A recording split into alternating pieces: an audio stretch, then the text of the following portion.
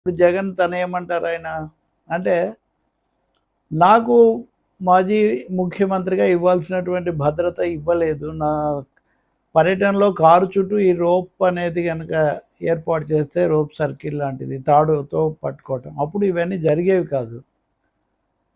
ఇంకా రెండోది ఆ ఫోటోలో అక్కడ పడినట్టుగా లేదు. ఆ వాహనం ప్రభుత్వ వాహనం. నేను కొన్నాను కాకపోతే మీరు మంచిది ఇవ్వకపోతే మీ అనుమతితో. ఆ డ్రైవర్ కూడా ప్రభుత్వం నియమించిన వ్యక్తి. అటువంటప్పుడు ప్రమాదానికి ప్రభుత్వమే కదా బాధ్యత వహించాలి. ఇంక మా వరకు చూస్తే నేను అప్పుడే చెప్పాను, మా వాళ్ళని వెళ్లి విచారించండి అని 10,00,000 రూపాయల వరకు సహాయం చేయమని చెప్పాను.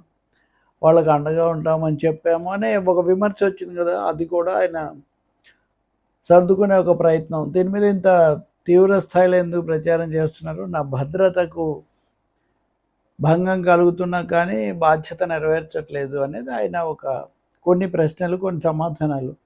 ప్రభుత్వం రేపేమిస్తుందో ఇప్పటికే కొంతమంది మీడియాలో సమాధానాలు ఇస్తున్నారు. మళ్ళీ దాని మీద వాళ్ళ కౌంటర్ ఏందో మనం చూడాలి. వైసీపీ వాళ్ళేమో జగన్ ప్రాణాలకు ముప్పని వాళ్ళు ప్రకటనలు చేశారు, ఇద్దరు ముగ్గురు.